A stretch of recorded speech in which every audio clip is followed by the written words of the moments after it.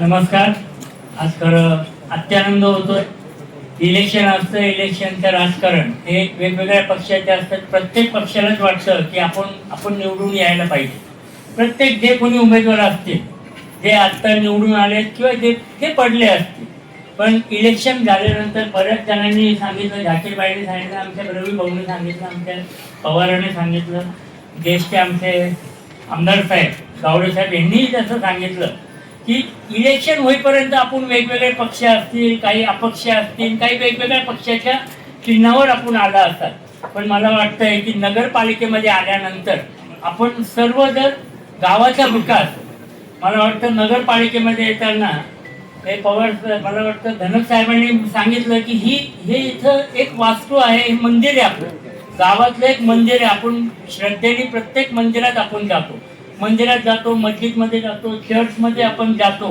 पण तसंच शिरूर नगरपालिका या कुठलीही नगरपालिका असेल, या सभागृह असेल वरती, तर तिथं आपण वेगळ्या भावनेने जातो. आपण आपल्या शिरूर शहराचा विकास कसा करायचा आहे त्या हिशोबाने आपण जात असतो. मला वाटतं प्रत्येकाने मी बोललो तर थोडंसं चुकीचं गैरसमज कुठल्याही पक्ष आहे तर सगळ्याच पक्षाचे लोक आहेत, कृपा करून गैरसमज करू नका. नगरपालिकेत आल्यानंतर आपापल्या पक्षाचे आपले जे काही असेल ते आपण बाजूला ठेवून नगरपालिकेमध्ये आल्यानंतर आपण सर्व आपल्या गावाचा विकास कसा होईल हे खरं बघायला पाहिजे, तरच गावाचा विकास होतो. मला 2007 पासून मी नगरपालिकेत, मला खरं नगरपालिकेमध्ये काहीच अनुभव नव्हता. माझे वडील 22 वर्ष नगराध्यक्ष होते, पण मी एकदाही कधी वडिलांबरोबर नगरपालिकेत कधी आलो नाही. ते वडील म्हणायचे एकुलता एक मुलगा, याला जर राजकारणाची सवय लागली तर पुढे माझं काय. मग आमच्या घरी सुद्धा मिटिंग व्हायच्या, नगरपालिकेच्या मिटिंग व्हायच्या, कुठले मिनिस्टर साहेब आले तर आमच्या घरी यायचे. पण मला वडिलांनी कधी तिथे त्या हॉलमध्ये सुद्धा मला कधी थांबवलं नाही. आणि नंतर 2007 मध्ये ओपनचं सीट आलं. आता झाकीरबाई असे राजकारण, 2007 मध्ये ओपनचं सीट आलं. मला काही अनुभव नाही, कधी नगरपालिकेत आलो नाही. मी नगरपालिकेत फक्त 3-4 जणांनाच फक्त ओळखायचो, ते शिरूर शहरात होते म्हणून. बाकी कुठल्याही ऑफिसरची माझी ओळख नव्हती. आणि ज्यावेळेस ओपनचं तिकीट आलं त्यावेळेस झाकीरबाईंनी, मला वाटलं आता झाकीरबाईला चान्स आहे. आणि पहिल्यापासून झाकीरबाई हे पहिल्यापासून लहानपणापासून राजकारणात होते. पण झाकीरबाईंनी पहिला फोन माझ्या वडिलांना केला की आता ओपनचं तिकीट आलं आणि मला म्हणजे माझ्याकडे पहा म्हणून. मग खरं आश्चर्य, त्यांना खरं उभं राहायची इच्छा असताना पण धारीवाल आणि पठाण हे कधी कधी इलेक्शनमध्ये वेगळे पण झालेले आहेत. पण आम्ही जरी वेगळे झालो इलेक्शनमध्ये तरी वेगळे असेल, पण घरगुती कुठलाही कार्यक्रम असो, घरगुती कुठला कार्यक्रम असो, त्यांच्या घरी लग्न असो, आमच्या घरी लग्न असो, तर काकांनी म्हणजे शहीद काकांनी आणि आमच्या वडिलांनी कधीही मतभेद नाही ठेवले. त्यांच्या मुलीचं पण लग्न होतं त्यावेळेस माझे वडील बॉम्बेला होते, पण फक्त शहीद काकांच्या मुलीचं लग्न आहे म्हणून ते बॉम्बेवर, त्यावेळेस एकमेकांशी बोलत नव्हते, ते विरुद्ध पक्षात होते. मला वाटतं त्यावेळेस ते विरुद्ध पक्षात होते, पण ते म्हटले आपले राजकारणाची आपली भांडण आहे, घरगुती आपलं भांडण नाही. म्हणजे तुमचे राजकारणाचे भांडण होऊ शकतात, मतभेद होतं, मनभेद नाही पाहिजे. आपण सर्व हुशार आहात. अभिजित भाऊंनी माझ्याबरोबर काम केलेलं आहे, त्याच्यामुळे माझा स्वभाव त्यांना खूप माहिती आहे. अभिजितची पेक्षाही गणेश तात्या माझ्याबरोबर होते. त्यांची एक खासियत होती गणेश तात्यांची, आम्ही खरं विरुद्ध उभे होतो, पण गणेश तात्या कुठेही भेटले की मला मिठी मारायची. आणि इलेक्शनला पण त्यांनी असंच केलं. आणि निवडून आल्यानंतर सुद्धा त्यांनी कधीच मी विरोधक आहे, मी कुठल्याही मिटिंगला आवर्जून त्यांना पहिला फोन करायचो की तात्या तुम्ही या, तुम्हाला नगरपालिकेचा अनुभव आहे. आम्ही निवडून आलो, आपण वेगवेगळ्या, जसं रवी बापूंनी पण आता सांगितलं, सगळ्यांनी सांगितलं, आमचे दादा पाटील पण तसे राजकारणाचे आहेत. पण नगरपालिकेमध्ये या शिरूर शहरामध्ये असं त्यांनी राजकारण नाही केलं. प्रत्येकजण आपापल्या पक्षाचं हे राजकारण खरं करत असतं आणि करायलाही पाहिजे. प्रत्येकाने आपला पक्ष हा कसा मजबूत राहील ही बघायला पाहिजे. त्याचप्रमाणे नंतर नितीनरावजी पाचारणे आणि आम्ही तेही आमच्या विरुद्धच पॅनलमध्ये होते. त्यावेळेस काही अशा घटना झाल्या. मी थोडासा इतिहास का सांगतो की सगळ्यांना, आपण माझ्याबरोबर काम केलेले काही आत्ता एकदम नवीन आहे. म्हणून मुद्दामून याचा उल्लेख करू. मला वाटतं नितीन दादा इथे आहेत, गेले असतील, होते मगाशी. तर नितीन दादा असतील, आमचे निलेश गाडेकर आहेत तिथे आहेत. हा, ते पण हे खरं अपक्ष म्हणून आलेले उमेदवार होते. आणि नितीन दादा पाचारणे आणि संदीप भाऊ गायकवाड हे मला वाटतं बीजेपीच्या चिन्हावर आलेले आहेत. पण भाजप म्हणजे कमळाच्या चिन्हावर निवडून आले होते. पण जशी आमची इलेक्शन झाली आणि जसं आम्ही पदभार, जसं आमच्या ऐश्वर्याताईंनी आता नगरपालिकेची जबाबदारी आणि त्यांनी पदभार स्वीकारला आहे, तिथं पूर्वी माझी ती कंडिशन होती, मला काहीच अनुभव नव्हता. पण मी म्हटलं आता इलेक्शन झाली, काही नाही, आमच्याकडं सगळे आत्ता आमदार साहेबांनी सांगितलं की खेळीमेळीच्या वातावरणात आम्ही जरूर इलेक्शन लढलो. पण इलेक्शन झाल्यानंतर कधी वैयक्तिक आम्ही कोणाच्याही, आमदार साहेब बाबूरावजी पाचारणे असतील, मला या ठिकाणी आवर्जून त्यांचा उल्लेख करावा लागेल, राजकारणात कधीच आमचं पटलं नाही. पण वैयक्तिक मतभेद आमचे कधीच झाले नाही. त्यांच्या आईचा मला वाटतं 90वा वाढदिवस होता, त्या काकींच्या 90वा वाढदिवस होता. तर सकाळी 8 वाजता मी आणि माझी मिसेस त्यांच्या घरी गेलो, त्यांच्या आईसाहेबांचे दर्शन घेतलं. की राजकारणात आम्ही वेगवेगळ्या बाजूने होतो, वैचारिक विचार आमचे वेगवेगळे होते, ते होत आहे प्रत्येकाच्या बाबतीत होतं. पण आता त्यांचे आईसाहेब आहेत, 90 वर्ष पूर्ण झाली आहेत, आपल्याला तो आनंद पाहिजे. आपल्या घरातलेच आपले मोठे काकू आहेत त्या, आणि आम्ही तिथे सकाळी 8 वाजता मी माझी मिसेस आणि मला वाटतं नामदेव भाऊ घावटे आमच्या बरोबर आले होते. पण मी पूर्वी कधी गेलो नव्हतो. मग नामदेव भाऊ घावट्यांना मी सांगितलं की आपण काकींच्या पाया पडून त्यांचा आशीर्वाद घेऊ. तर असं राजकारण खरं ह्या पुढे आपण, माझ्यापेक्षा आलेले बहुतेक सगळे यंग आहेत, आम्ही आता यांच्या इतके मोठे नाही झालो, पण ज्येष्ठाच्या लाईनमध्ये आम्ही आलो. आम्ही आता 60 वय आमचं उलटून गेलेलं आहे, त्याच्यामुळे थोडासा बोलण्याचा अधिकार मला वाटतं दादा आपल्या आशीर्वादाने आहे असं मला वाटतंय. कारण की ते मोठे आहेत, मोठेच ते करत राहणार आहेत आणि त्यांचा आशीर्वाद नक्कीच पाहिजे. आढळराव दादा पूर्वी शिवसेनेत होते, नंतर त्यांच्या घडामोडी राष्ट्रवादी आले. मला नगरपालिकेमध्ये आढळराव दादांनी इतकी मदत केली असेल, मी तर त्यांच्या पक्षात पण नव्हतो, काहीच संबंध नव्हता, पण नगरपालिकेचा विकास हा करायला दादांना ज्या वेळेस आम्ही फोन केला असेल, त्याचे खासदार होते, नंतर खासदार नसताना सुद्धा, माझी खासदार असताना सुद्धा त्यांनी नगरपालिकेच्या वेळेस खूप सारी मदत. नगरपालिका म्हणजे काही माझी एकट्याची नाही, आपण बसलेले सर्व जनतेची ही नगरपालिका आहे. हे ज्ञान मंदिर आहे आणि इथं आपण याचं पावित्र्य खरं इथं राखलंच पाहिजे. काही ठिकाणी आपण सभागृहात पाहतो भांडणं होतात, कुठच्या एकमेकाच्या अंगावर फेकतात, पण मला वाटतं शिरूरची आपली परंपरा आहे. इथं आमच्या ऐश्वर्याताई आते आलेले आहेत, बाकीचे आमचे सर्व नगरसेवक असतील, नगरसेविका असतील, हे सर्व चांगले आहेत. इलेक्शन झाल्यानंतर आपण आपलं कसं चांगलं काम होईल, गावात शांतता कधी पसरेल, कुठलाही जातीवाद आपल्या शिरूर शहरात आजपर्यंत कधी आम्ही आणला नाही. कारण की हे सगळे थोरांचे आशीर्वाद आहेत. शहीद काका असतील, आदरणीय बाबूरावजी पाचरणे असतील, माझे वडील असतील, किंवा पोपटरावजी गावडे असतील, आमच्या इथं ढेरे मामा इथे बसलेले, ते शिवसेनेचे होते. आता कुठल्या पक्षाचे मला माहिती नाही, की मी खरं कुठल्याच पक्षात नाही, पण सगळ्या पक्षाचे माझे संबंध आज पण तितकेच चांगले आहेत. की पक्ष म्हटलं की थोडीशी अडचण आहे, पण संबंध आहे. आता मला तर खरं 2007ला इलेक्शन काही माहित नव्हते, आमच्या नगरपालिकेत आणलं आणि मग काहीतरी थोडेफार आता राजकारण असतं, काहीतरी राजकारणाच्या घटना काही घडल्या असतील, पण मला त्यांनी असं डायरेक्ट कधीच विरोध नाही केला 15 वर्ष. काही माझं समजा एखादं काम राहिलं तर मला ते आवर्जून फोन करायचे, बाबा हे व्हायला पाहिजे असं मला वाटतं, पण निर्णय तुम्ही घ्या. ते इथं या ठिकाणी बसलेलेच असतात. राजकारणात आमचे काही मतभेद असतील, पण मनभेद आमचे आजपर्यंत नाही आणि पुढेही नसणार. म्हणजे मी नगरपालिकेत असताना सुद्धा मला नाही वाटत कधी रवी भाऊ धनकनी आम्हाला कधी काही असेल, शेवटी ज्येष्ठ होते, त्यांना अनुभव होता, नगरपालिकेत त्यांनी काम केलेलं आहे. आदरणीय गोपाळकाका परदेशी ते ज्यावेळेस नगराध्यक्ष झाले तर त्यांचं वय झालं होतं, पण एक ज्येष्ठ व्यक्ती म्हणून त्यावेळेस आमच्या रवींद्रजी धनक यांनी त्यांना खूप चांगली साथ दिली. तर राजकारण हे वेगळं आणि वैयक्तिक संबंध वेगळे असतात. तुमचं भाग्य आहे की इतकी चांगली नगरपालिका. आमच्या वेळेस आम्ही आलो त्यावेळेस तर नगरपालिकेच्या अवस्था खरंच खूप होती, पण आता ठीक आहे, त्यावेळेस शासनाचे काही नियम होते.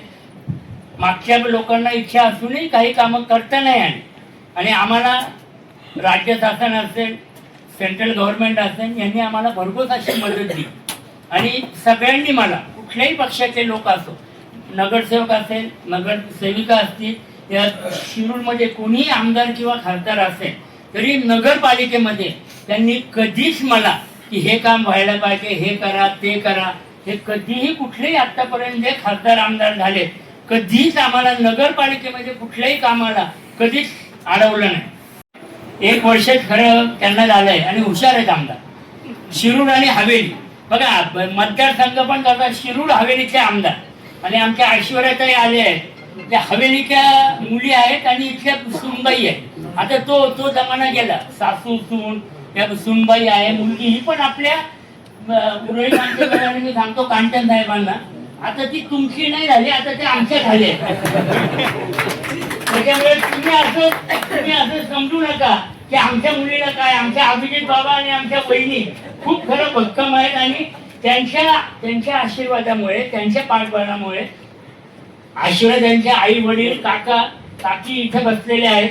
त्यांनी खूप, प्रत्येकाला वाटतं की आपण त्यांनी खूप मेहनत घेतली आणि या सगळ्यांच्या आशीर्वादामुळे रामलिंगा, आपलं गाव हे रामलिंगांना मानणारं गाव, रामलिंगाच्या आशीर्वादामुळे आज ह्या पदाला आपण आलाय.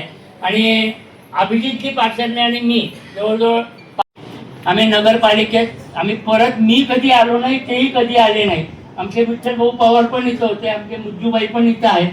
आम्ही नगरपालिकेमध्ये आम्ही होतो त्यावेळेस आम्ही नक्कीच यायचो. पण एकदा नगरपालिकाचं काम झालं, आमच्या झाकीरबाई पण माझ्या बरोबर होते. झाकीरबाई तर मला तसे माझ्यापेक्षा वयाने खूप लहान आहे, 5-6 वर्ष माझ्यापेक्षा लहान आहे. पण राजकारणात ते माझे तसे ते कुणी सांगितलं, मला वाटतं कोणी सांगितलं, रवी बापू सांगितलं, राजकारणातले गुरु. सगळं मला तर काहीच अनुभव नव्हता, पण कुठेही मी कार्यक्रमात गेलो, काय आलं तर आमचा झाकीरबाई एककडं असायचा, एककडं आमचा मुज्जूबाई असायचा. आणि कुठे कुठे काय झाले, कुठल्या कार्यक्रमाला आपण चाललोय, तिथं कुठल्या टॉपिकवर आपण, मला असं पेपरवर वाचून मला बोलता कधीच आलं नाही. मला एक तर भाषणच करता येत नाही, जे काय आहे ते मी खरं मनापासून बोलतो आणि मला ते आवडत नाही. मग मी कुठेही गेलो ते मला कागदावर फक्त पॉईंट मला द्यायचे की या भागात चाललोय, हे काम आहे. आणि हे फक्त पॉईंट दिले, मला फक्त पॉईंट मिळाले की मग थोडंफार मग पुढे आपण जायचं. आमचे जे शिरूर शहर विकास आघाडीचे अध्यक्ष होते आदरणीय केशर काका परदेशी यांची आज मला आवर्जून आठवण येते की शिरूर शहर विकास आघाडीमध्ये केशर काका परदेशी यांचा मोलाचा असा त्यांचा वाटा होता. काका गेल्यानंतर, त्यांच्या वयोमानानंतर आमचे पवार साहेब, सुभाषजी पवार हे आमचे मित्र आहेत. राजकारणाचा संबंध आहे पण मैत्रीचा संबंध हा आमचा आज पण तितक्याच जवळचा आहे. आणि मग शिरूर शहर विकास आघाडीची धुरा आम्ही अध्यक्ष म्हणून त्यांच्यावर दिली. ते म्हटले मला राजकारणाची आवड नाही. म्हटलं इथं राजकारण नाही करायचे, आपल्याला इथं समाजकार्य करायचे आणि चांगलं काम करायचे. इथं कुठल्याही पक्षाच्या नावाने आम्ही कधीच इलेक्शन नाही लढलो. मग ते काँग्रेस पक्ष असेल, राष्ट्रवादी पक्ष असेल, शिवसेना असेल, सगळ्यांनी मला, किंवा भाजपा असेल, काही वेळेस आमचा मतभेद झाला पण असेल, सगळ्या पक्षांचे वरच्या लेवलचे मला फोन आले की शिरूर नगरपालिकेची इलेक्शन आहे, आम्हाला आमच्या पक्षावर लढायचं नाही, आम्ही तुमच्या बरोबर आहोत. आता इतके मोठे पक्ष, आपण तर शिरूर म्हणजे आपलं नगरपालिका आहे, पण इतक्या मोठ्या नेत्यांनी जर आपल्याला जर हे सांगितलं तर आपली जबाबदारी मला वाटतं थोडीशी जास्त वाढते. आणि मी मग विचार केला की व्यवसायानिमित्त मी असतो पुण्याला, पण पुण्याला जरी असलो तरी शिरूरची तळमळ, शिरूरचं आमचं जे काय आहे ते सगळं शिरूर आहे. पुण्याला मी कुठेही गेलो म्हटलं कामानिमित्त मी पुण्यात आहे, पण उद्या आम्हाला 100 वर्ष पोटले की आमच्यासाठी पुण्याच्या वैकुंठ शिरूरचं अमरधाम हेच आमच्यासाठी आहे. म्हणजे गावाची तळमळ आपल्याला पाहिजे. आपण ज्या गावात आपला जन्म झालाय त्या, आणि इथं कुठल्याही समाजाचा कोणीही माणूस असतो, मी त्यांच्या घरी अर्ध्या रात्री जाऊ शकतात, ते माझ्या घरी अर्ध्या रात्री येऊ शकते. नाही ठेवलं की हा विरोधात होता, यांनी आपलं विरोधात काम केलं, याला कसं. माझ्यावर एक प्रसंग आलता 2007ला मी नवीन आलो आणि जिजामाता गार्डनच्या इथलं रोडचं काम झालं होतं. मला अमरधामच्या तिथलं डेव्हलपमेंट आणि तिथले रोड करायचे होते. मी थोडंसं काय 2 मिनिटं घेतो, जास्त बोलणार नाही, वेळ खूप झाला आहे. त्यावेळेस असंच झालं, टेंडरची प्रोसिजर आहे. तर टेंडरची प्रोसिजर हा ओळखीचा आहे, हा कुठल्या जाती धर्माचा आहे, कोण काय, जो चांगलं काम करतो त्याला आम्ही टेंडर द्यायचो. नाहीतर नगरपालिकेमध्ये या शासनामध्ये ती एक प्रथा असते की L1 आलं की त्याला होत्या. कापडे साहेब होते, रोकडे साहेब होते, सगळे आज पण सगळेजण माझ्या कॉन्टॅक्टमध्ये. इव्हन पाटील साहेब तर नवीन आले, म्हणजे मला नगरपालिकेमध्ये मी नव्हतो, पण पाटील साहेब पण नगरपालिकेचं कुठलंही काम असेल तर ते आज पण मला फोन करतात. मी डिस्टर्ब करत नाही. तिथे आदरणीय आढळराव दादा बसले, त्यांनी ज्यावेळेस लाचेआळीमध्ये आपल्या स्कूलचं काम करायचं होतं आणि त्यांनी भरघोस निधी, मला वाटतं 5 कोटी रुपये त्यांनी त्या निधी दिला. आणि त्यावेळेस तांबोळी आर्किटेक्ट आपल्याकडे नगरपालिकेत होते, आता आहेत नाही मला माहिती नाही, आमच्या वेळेस होते. आणि तांबोळी आर्किटेक्ट माझ्याकडे प्लॅन घेऊन आले. म्हटलं बाबा मी आता नगरपालिकेत नाही, माझ्याकडे प्लॅन का आणला तुम्ही? नगरपालिकेत जे कोणी असतील, CO साहेब असतील, त्या दादांनी तुम्हाला जर फंड दिलाय तर त्यांना काय वाटतं तर तुम्ही त्यांना विचारून काम करा. मग मी दादा इथं बसले, त्यांना आपण विचारू शकता, तर त्यांच्या ते आता बोलतीलच. मी दादांना फोन केला की दादा मी नगरपालिकेत नाही, आपण फंड दिला, शिरूर शहराच्या वतीने आपले हार्दिक असे आभार मानतो की शिरूर शहराची आपली प्रगती होते. तर दादा म्हटले नाही तुम्हाला अनुभव आहे. म्हटलं दादा तुम्ही तर माझ्यापेक्षा खूप ज्येष्ठ आहात, आमच्यापेक्षा जास्त तुम्हाला अनुभव आहे. आणि आम्ही तर शिरूर शहराचं जरूर आम्ही राजकारण करतो, किंवा रामलिंग असो किंवा मार्केट कमिटीची इलेक्शन असो, आम्ही कधीही मी वैयक्तिक कधीच भाग नाही घेत. की सगळेच ओळखीचे असतात, सगळे आपल्या बरोबर असतात आणि आपण कोणाचं नाव घ्यायचं कोणाचा भाग घ्यायचा थोडीशी अडचण होते. म्हणून मी कधी नगरपालिका सोडून कुठल्याच राजकारणात शिरूरमध्ये वैयक्तिक मी कधीच नाही भाग घेतला. आत्ताच्या वेळेत मला वडिलांचं छत्र माझ्यावर राहिलं नाही, पण काम करणं शेवटी काम असेल तर माणसाला किंमत असते. मी नेहमी सगळ्यांना सांगत असतो की तुम्ही यंग वयात राजकारण करण्यापेक्षा तुम्ही पहिला बिझनेस सांभाळा, तुमची फॅमिली सांभाळा, तुमच्या मुलांचं एज्युकेशन करा आणि मग जरूर तुम्ही राजकारणात या. पण आत्ताची मुलं वेगळी आहेत, 20-22 वर्षाची झाली की त्यांना वाटतं राजकारणात काहीतरी खूप पैसे मिळतात आणि मग ते मार्गाला जातात. काही मुलांना तर ज्यांचे माझे घरगुती संबंध आहेत त्यांना मी बोलून सांगितलं. मला वाटतं काळे इथं उभा आहे, कुणाल काळे, त्याला खूप इच्छा होती आणि त्याची आई हुशार आहे, त्या ॲडव्होकेट आहे. आणि मी एकदा कुठल्या तरी कार्यक्रमाला कुठल्या तरी कार्यक्रमाला मी होतो आणि कार्यक्रमामध्ये मी असंच बोललो. वहिनीने मला तिथून असं थंब दाखवला की भाऊ तुम्ही जे म्हटलं ते खूप चांगलं आहे. आमच्या योगेश जामदार असते, मागच्या वर्षी त्यांना पण खूप इच्छा होती मागच्या पंचवार्षिकला, पण मी त्यांना म्हटलं बाबा तुम्ही यंग आहात, तुम्ही चांगलं काम करा, पहिला बिझनेस तुम्ही करा, डेव्हलप चांगले व्हा, मग जरूर राजकारणात उभे राहा. मला वाटलं आता म्हणजे वहिनी उभे होते. मला आता मी कोणी उभा असेल, कोणी जर माझ्याविषयी बोललं असेल मी आतून बाहेरून काम केलं हे साफ खोटं आहे. मी कोणालाही आतून बाहेरून मी माझ्या घरी सुद्धा माझ्या मिसेसला आणि मुलांना सुद्धा नाही सांगितलं की तुम्ही कोणाला मत द्या. मला ज्यांना मत द्यायचे ते मी वैयक्तिक केलं, तो आपला वैयक्तिक अधिकार आहे. पण मी माझ्या घरी सुद्धा माझ्या मिसेसला किंवा माझ्या मुलाला मी नाही म्हटलं तुम्हाला जे योग्य वाटतं त्यांना तुम्ही मतदान करा. मग आता इलेक्शन झाल्यानंतर कोणी काय म्हणत असेल, कोणी आतून पैसे आले, मी आतून बाहेरून का देईल? मला जर पैसे द्यायचे असेल तर मग मी ओपन मध्ये देईल ना, कारण की मी तर कुठल्याच प्रक्रियेमध्ये नव्हतो. आणि ओपन मध्ये कमीत कमी माझ्या वॉर्डात तरी मी कमीत कमी ओपन मध्ये काम करू शकलो असतो. मला वाटतं माझा 8 वॉर्ड होता, तिथे पण मी कोणाला सांगायचं कोणाला नाही. जे कोणी निवडून आले ते आपल्या कर्तृत्वाने निवडून आले. आणि मग जर कोणी माझं नाव घेत असेल तर मी या सभागृहात जाहीर करतो, कोणालाही मी आतून बाहेरून कधीच मदत केली नाही. मी केली असती तर उघड केली असती आणि मला घाबरायचं काहीच कारण नाही. आणि मी तर 15 वर्ष नगरपालिकेत होतो आणि आता आतून बाहेरून आमच्या वडिलांनी कधी राजकारण नाही केलं, मी कधी करणार नाही. उद्या माझा मुलगा काय करेल मला माहिती नाही, कारण आपण आपल्यापर्यंत आपण गॅरंटी घ्यायची आहे. मुलगा अजून माझ्या मध्येच काम करावं लागेल. मग तू ज्यावेळेस बिझनेस मध्ये परिपक्व होशील त्यावेळेस तू तुझा निर्णय घे, पण तोपर्यंत मी कधीच, आणि मग लोक काहीतरी सांगत असतात इकडनं तिकडनं, यांनी याचा प्रचार केला, यांनी यांचे पैसे पाठवले घरी. अरे मला पाठवले असते तर मी डायरेक्ट पाठवले असते ना.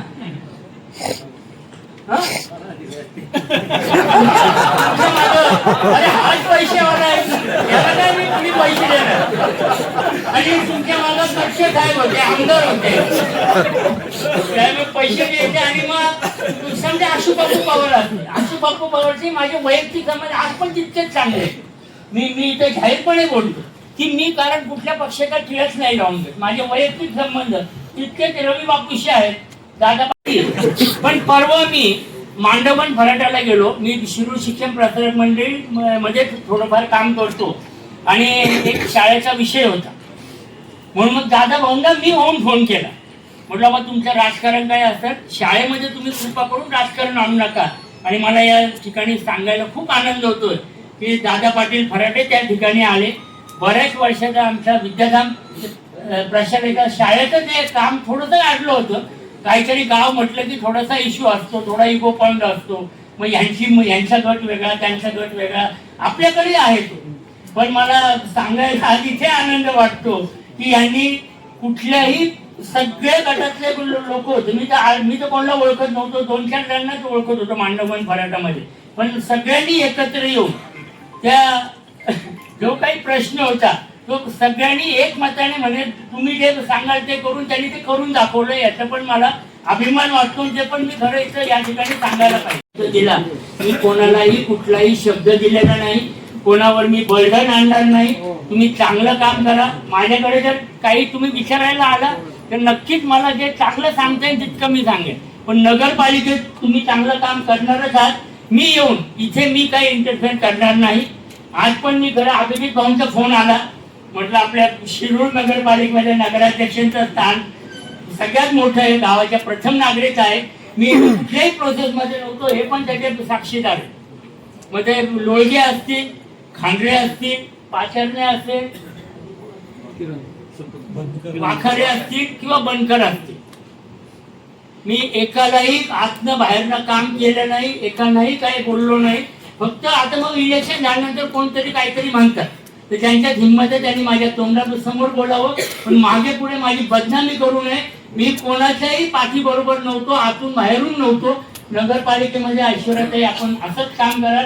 आपल्या घराण्याची, सासरकडची आणि माहेरकडची राजकारणाची परंपरा आपल्याकडे आहे. आता मला गणेश वर्ष माझ्याबरोबर गणेश तात्या पाचरणे होते. त्याच्यानंतर आमचे अभिजित भाऊ आले. अभिजित भाऊचं माझा ओळख पण नव्हतं खरं. मी रामलिंगच्या यात्रेला एकदा भेटलो होतो कधीतरी, आणि हे गणेश तात्याचे चिरंजीव आहे इतकीच माझी ओळख होती. पण नगरपालिकेत आल्यानंतर आम्हाला कधीच असं वाटलं नाही की हे वेगळे. आणि ह्या तिघा चौघांनी म्हणजे मग नितीनजी पाचरणे असतील, निलेशजी गाडेकर असतील, आमचे संदीप भाऊ गायकवाड असतील, या मंगेशजी खांडरे असतील, हे चौघं खरं वेगळे याच्यातनं आले होते निवडून आपापल्या पक्षाने किंवा अपक्ष आले होते. पण नगरपालिकेत आम्ही आल्यानंतर मी कुठली मिटिंग असेल तर आमच्या लोकांना नंतर फोन करायचो. पहिला त्या चौघांना फोन करायचो. त्यांच्या वॉर्डात पण मी कधी गेलो तर मी त्यांना फोन करायचो. आता नितीन दादा नेमके इथे नाहीये, नाहीतर त्यांनी सांगितलं मी त्यांच्या वॉर्डात, कोणाच्याही वॉर्डात मी जर गेलो तर तिथले जे नगरसेवक किंवा नगरसेविका आहेत त्यांना मी आवर्जून फोन करायचो की तुमच्या वॉर्डात हे काम आहे, मी येतोय, तुम्ही पण या. तिथं मिळून काम केलं पाहिजे. मग हा पक्ष आमचं टेंडर फायनल झालं की त्यांनी 2-3 नगरपालिकेचे माझ्यापूर्वी पहिला त्यांनी खूप चांगले कामं केली होती आणि त्याला टेंटेटिव्ह टेंडर आम्ही फायनल केलं. 2007ची गोष्ट सांगतोय मी. झाकीरबाईला माहिती आहे. बाकी मला वाटतं पूर्ण वेळ माझ्या बरोबर होते. 2007ला मला मग काही लोकांनी आमच्या जे निवडून आले ते म्हटले अरे भाऊ तुम्ही यांना कसं टेंडर फायनल करता. म्हटलं का? म्हटलं त्यांनी तर आपल्या विरोधात काम केलंय. म्हटलं इलेक्शन असेल, ज्याला त्याचे वैयक्तिक संबंध असतात त्यांनी केलं असेल ना विरोधात काम. पण ते नगरपालिका आपली कोणाची एकट्याची नाहीये. नगरपालिका ही शिरूर शहराची आहे आणि इथं गावाचा विकास कोण करेल, कोण चांगलं काम करेल, आणि ज्यांनी माझ्या विरोधात काम केलं त्याला मी टेंडर दिलं. मी ओपनपणे जाहीरपणे आज बोलतो, त्यांना मी टेंडर दिलं अमरधामचं. अमरधामच्या बेड हाऊसची अवस्था खूप वाईट होती आपल्याकडे. अमरधामची डेव्हलपमेंट करायची होती. झाकीरबाई बरोबर, तिथले रोड काही करायचे होते आणि मग मी त्यांना टेंडर दिलं. आता गावात चर्चा झाली, ज्यांनी विरोधात काम केलं त्यांना त्यांनी टेंडर कसं दिलं. म्हटलं विरोधात माझ्या वैयक्तिक विरोधात, नगरपालिकेमध्ये मी आल्यानंतर हा विरोधक आहे, हा आपल्यातला आहे. मी कधीच मुठीबाई बरोबर आहे का, मी नगरपालिकेमध्ये आल्यानंतर कधीच भेदभाव नाही मानला. म्हटलं आता आपण लोकांनी, जनतेने आपल्याला निवडून दिलंय, जनतेने आपल्यावर विश्वास ठेवला आहे. आपल्या हातनं 1 रुपया सुद्धा चुकीच्या मार्गाने अनावधाने काही झालं असेल तर मी सांगू शकत नाही. प्रत्येक काम करताना निपक्ष भावनेने केलंय. कुठल्याही पक्षाचं किंवा कुठल्याही याचं काम आहे ते कोणाचं मला कळलं. मला मंत्रालयामधनं पण कधीच, आता पण माझ्यावर वावडे उठले होते. म्हणे मला भाजपमधनं फोन आले, मला राष्ट्रवादीमधनं फोन आले आणि आदरणीय दादांनी तर त्यांच्या भाषणात उल्लेख केला होता की असं काही घडलं नाही. पण राजकारण असतात, राजकारणात लोक काही बोलत असतात. मला बीजेपीचेही फोन आले, मनसेचेही फोन आले, शिवसेनेचे आता 2-2 पक्ष झाले. राष्ट्रवादी म्हटलं ते 2 पक्ष, शिवसेना म्हटलं ते आमच्या अडक्याची खूप अडचण होते. ते म्हणतात मी राष्ट्रवादी. बाबा कोणाची राष्ट्रवादी? आता दोन्हीकडे पवार आहेत, पवारांची राष्ट्रवादी.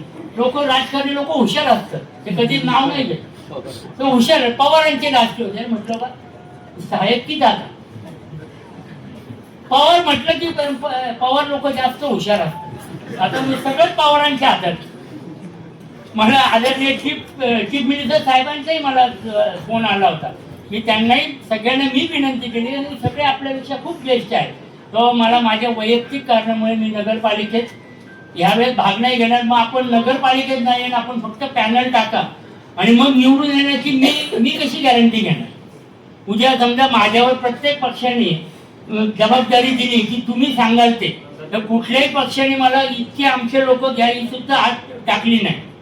तर कुठल्या म्हटलं इतक्या सगळ्या मोठ्या पक्षाने आपल्यावर जी जबाबदारी दिली आहे आणि ती जर आपल्याला सांभाळता उद्या नाही आली आणि काही चुकीचं भविष्यात काय घडलं, असं घडणार नाही, पण समजा मी जर पॅनल टाकला असता आणि चुकीचं काय घडलं असतं तर मला तिथे बोलायला जागाच नाही. आज मी हक्काने कधी काही असते, कुठल्याही पक्षाचे तुम्ही नगराध्यक्ष असा, नगरसेवक असा, जसं आता धनसाहेब झाले, आम्ही सगळे मिळून आपण चांगलं काम करू आणि नक्कीच आपण यंग आहात. आमचे मला एक सांगायला, आमच्या मेंबर मध्ये पण मला वाटतं अभिजित आणि निलेशजी गाडेकर सगळ्यात तरुण होते. आता तरुण होते त्यावेळेस, हे पण आमच्या वेळात हे पण खूप तरुण होते. अभिजित आणि गाडेकर लग्नाच्या आधी नंतर घरात लक्ष्मी आली, ते झालं की मुलगी आली. लोकांना मुलगा आला की खूप आनंद होतो. म्हटलं तर प्रत्येकाला पहिली मुलगीच पाहिजे.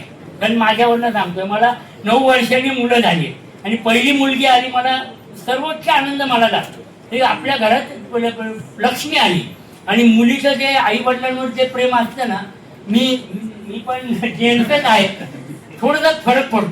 पण मुलीचं जे प्रेम आई वडिलांवर असतं ना ते कायम. आता माझ्या मुलीचं 1 वर्ष होईल आता लग्न, पण मुलीचं प्रेम हे वेगळं असतं. म्हणजे मुलंही तसे आई वडिलांवर प्रेम करतात, पण मुलगा हा 24 तास आई वडिलांबरोबर असतो. आणि मुलगी ही आपली सासरी जाते, थोडीशी आपल्यापासून लांब असते, म्हणून तिचं प्रेम ऐश्वर्या हसताय. म्हणून मुलीचं प्रेम हे खरंच वेगळं. आणि त्यांना कसं आहे, आत्या पण आहे आणि सासूबाई पण आहे, म्हणजे सगळं काय झालं तर आपल्याच घरात, म्हणजे अडचणच नाही. सासूची अडचण नाही, इकडेही अडचण नाही, इकडे आमच्या वहिनी पण खूप सरळ आहे. आदरणीय आमच्या गणेश तात्यांच्या वहिनी, मी अभिजित भाऊ असताना किंवा गणेशाच्या असताना 2-4 त्यांच्या घरी पण गेलो होतो, पण कधी मी त्यांच्या तोंडातून आजपर्यंत शब्दच ऐकला नाही. फक्त गेलो की ते हसतात. आणि वहिनी पण अशाच होत्या, ऐश्वर्याताई. तर असंच आपण यापुढे खेळीमेळीने आपण नगरपालिकेत राहा, चांगलं काम करा. सगळे थोर मोठे इथं बसतात, सगळ्यांचे आशीर्वाद आपल्या बरोबर आहे. फक्त करताना चुकीचं राजकारण करू नका. कुठलंही काम देताना जो चांगलं काम करेल त्याला द्या. मग हा आपल्या पक्षात आहे, हा आपल्या विरोधात आहे, यांनी काम नाही केलं. जो नगरपालिकेचं आणि गावाचं चांगलं काम करेल, तुम्ही ऐश्वर्याचे मी नक्की एक सांगेन की कुठलंही काम तुम्ही नगराध्यक्ष, तुम्हाला जास्त पावर. बाकी सभापती पण असतील, उपनगराध्यक्ष असतील, सीओ साहेब आहेत, तुम्हाला दोघांना जास्त पावर असते. आणि मी 15 वर्ष ते अनुभवले. कुठलंही काम करताना तुम्ही RAB पर्यंत देत जा, पण फायनल ज्यावेळेस काम असेल, कुठलंही काम असो, ते बांधकाम असो, रोडचं काम असो, या आणखीन कुठलंही फायनल ज्यावेळेस काम होईल त्यावेळेस आपण स्वतः तिथे जाऊन आपण पहा, तिथले जे नगरसेवक नगरसेविका असेल त्यांना आपण बोलवा किंवा तुमच्या एरियामध्ये जे काही काम झालंय त्याच्यात काही तुमची अडचण आहे का, तुम्हाला काय सांगायचं. आपल्या गावात विषय नक्कीच खूप वाढत चाललाय आणि मला वाटतं चांगलं म्हणायचं, चांगलं करायचं असेल तर थोडं वाईट पण आपण घ्यायला पाहिजे. सगळ्याच गोष्टी आपण चांगलं माझ्या काळात मी बरेच वाईट पण घेतले. बांधकाम असेल, कोणी असो, तो आपल्या पक्षातला असो, आपल्या समाजाचा असो, दुसऱ्या समाजाचा असो, दुसऱ्या पक्षातला असो, मी सीओ साहेबांना सांगायचो नाही. आमच्याकडचं जर आता बांधकाम परवानगी आणि कम्प्लिशन हे कुठल्याही बॉडीच्या हातात नसते. सीओ साहेब बरोबर आहे, हे फक्त अधिकारी इंजिनियर आणि चीफ ऑफिसर साहेबांना असतं. पण मी असताना नेहमी सांगायचो की साहेब चुकीच्या कामाला परवानगी देऊ नका. आमच्यातलं जरी कोणी आला आणि म्हटलं मी आता सत्तेवर आहे तर त्याला तुम्ही आता हे करून द्या, याची परवानगी द्या. मी कधी आज पण मी नगरपालिकेत कोणाचं बांधकाम असेल किंवा कोणाचं कम्प्लिशन असेल मी कधी सांगत नाही, कायद्यात असेल तर करा. आमच्यातलं जरी कोणी आला आणि चुकीचं काम म्हटलं तर करू नका. आणि विरोधक जरी आला आणि त्याचं चांगलं काम असेल तर आवर्जून ते करा. म्हणजे आपल्या नगरपालिकेला काहीच फरक पडणार नाही आणि आपण हुशार आहात, यंग आहात. आणि नगरपालिकेमध्ये काम करताना आपण भाऊ बहिणीप्रमाणे, जसं आम्ही 2007 पासून आतापर्यंत आमचे 2007 पासून जितके नगरसेवक आणि जितक्या नगरसेविका झाल्या त्यांना आम्ही राखी पौर्णिमेचा कार्यक्रम आम्ही घेतो. रात्री अर्ध्या रात्री उशीर झाला तर कुठल्याही लेडीज महिलांना कुठेही असू द्या त्यांना एकट्याला घरी सोडू नका.